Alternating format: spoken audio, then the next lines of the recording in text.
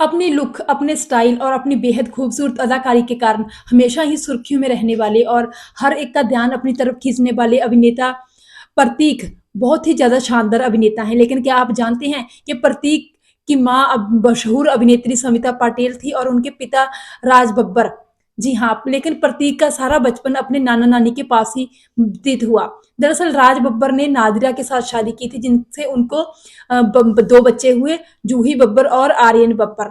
लेकिन जब राज बब्बर थे जो समिता पटेल पटेल से मिले तो उन्हें समिता से भी प्यार हो गया और उन्होंने समिता से शादी कर ली, जिससे 28 नवंबर 1986 को प्रतीक का जन्म हुआ। लेकिन प्रतीक के जन्म के समय कुछ समय दिनों बाद ही जो थी समिता पटेल को कुछ प्रॉब्लम्स हो गई और उनकी डेथ हो गई। दरअसल शरीर में इन्फेक्शन हो जाने के कारण उनकी बॉडी के बहुत सारे अंग जो थे खड़ने शुरू हो गए, वो मतलब पैरालाइज होने लग गई, तो इसके कारण उनकी डेथ हो गई। तो इसके बाद जो राज बब्बर थे वो अपनी पहली पत्नी नादिरा बब्बर के पास चले गए और प्रतीक जो कि बहुत ही छोटे थे जिस वक्त उनको अपनी माँ की बहुत ज़्यादा ज़रूरत थी, उस वक्त उनकी माँ तो उनके पास है नहीं थी, तो उनके नाना नानी ने उनको अपने साथ ले गए। इस तरह सारा बचपन प्रतीक का अपने नाना नानी के पास ही व्यतीत हुआ। यूं तो वो राज बब्बर अपने पिता के पास भी कभी कभी मिलने चले जाते थे, लेकिन ज़्यादातर समय उनको अपने नाना नानी के पास स्पेंड करने का मौका मिला। उनकी नानी ने एक पल भी उनको अपनी आंखों से ओझल नहीं किया।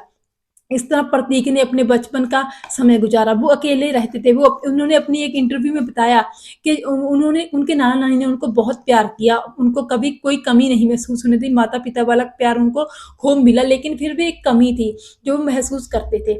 इसी कमी के कारण वो अपने दोस्तों में समय व्यतीत करते थे। लेकिन कभी-कभी उनको ऐसा भी लगता था कि उनकी माँ उनके साथ होनी चाहिए थी। वो अपनी माँ के बारे में किस्से सुनते थे, कहानियाँ सुनते थे, उनके फ़िल्मों से रिलेटेड करियर के बारे में कहानियाँ सुनते थे। अब उनकी अपनी नानी से बातचीत होती थी, तो वो उनकी माता के बारे में उनको बताती थी। तो प्रतीक को ये बहुत ज़्यादा फ़ील होता था कि उनकी माँ उनके पास क्यों नहीं है।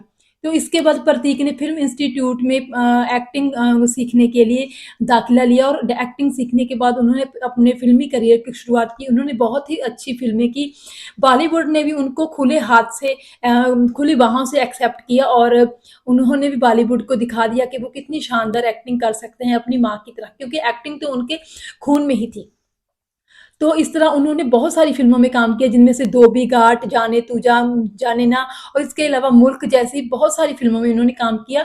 उनकी एक्टिंग की एक ख़ास बात ये है कि वो बहुत ही अलग-अलग तरह के रोल करते हैं। ये नहीं है कि सिर्फ़ रोमांटिक टाइप के ही रोल करते हैं। उन्होंने बहुत सारे रोलों में फ़िल्मों में अलग-अलग तरह के रोल करने के एक्सपेरिमेंट किए हैं। तो लोगों ने बॉलीवुड के लोगों ने उनको बहुत ज़्यादा प्यार दिया, क्योंकि समिता पटेल के बेटे होने के कारण कहीं न कहीं सभी समिता पटेल के प्रति अपनी असीम श्रद्धा रखते थे, प्यार करते थे, उनको सम्मान करते थे। तो उन्होंने भी बॉलीवुड के डायरेक्टर्स ने भी उनके बेटे को बहुत ज़्यादा मतलब स्नेह के साथ उनको अपनी फ़िल्मों में लॉन्च किया। हालाँकि फ़िल्मों में आने से पहले प्रतीक बहुत ट्राई कर रहे थे फ़िल्मों में अपनी लॉन्च के लिए, अपने करियर को शुरू करने के लिए। इसी तरह उनके पिता ने भी आर्यन जो थे प्रतीक को ये ऑफ़र दिया था कि वो उनके लिए फ़िल्म बना सकते हैं। अगर वो चाहें तो वो उनके लिए फ़िल्म बना देते हैं, प्रोड्यूस कर देते हैं। लेकिन प्रतीक ने ये साफ मना कर दिया था। उनका कहना था कि वो खुद अपने दम पर ही कुछ ना कुछ करके दिखाएँगे। दरअसल प्रतीक अपने पिता से नाराज़ ही रहते थे। उनको ये लगता था उन्हें शायद ये मतलब अम, उनके ऊपर ये असर हुआ था कि उनकी माता के जब वो बहुत बीमार थीं, उनकी माँ शमिता पटेल, तो उस वक़्त उनके पिता ने उनका साथ छोड़ दिया था। वो अपनी राजनीति की तरफ या फिर अपने फ़िल्म में करियर की तरफ ज़्यादा ध्यान दे रहे थे। उनको उनकी बीमार माँ की भी परवाह नहीं थी। तो इस तरह थोड़ी-सी कड़वाहट जैसे बच्चे के मन में आ ही जाती है, तो उस तरह वो अपने पिता से थोड़े नाराज़ रहते थे। एक बार तो ये नाराज़गी इतनी ज़्यादा उन्होंने शो की थी कि उन्होंने कहा था कि एक प्रेस कॉन्फ्रेंस में कह दिया था कि वो अपने नाम से के पीछे अब बब्बर नहीं लगाएँगे, उनको लोग सिर्फ़ प्रतीक के नाम से ही जानें। तो इस तरह उसके बाद जो राज बब्बर के बड़े बेटे हैं आर्यन बब्बर, उन्होंने भी एक इंटरव्यू में कहा था कि ये सब पब्लिसिटी लेने के लिए ही किया जा रहा है प्रतीक की तरफ से। और इसके बाद फिर प्रतीक ने भी एक फ़िल्म के शूटिंग के दौरान कहा था कि उनको लगता है कि उनको ऐसा फ़ील होता है कि जैसे अभिषेक बच्चन उनके बड़े भाई हों, वो अपने अभिषेक बच्चन को अपना बड़ा भाई मानते हैं।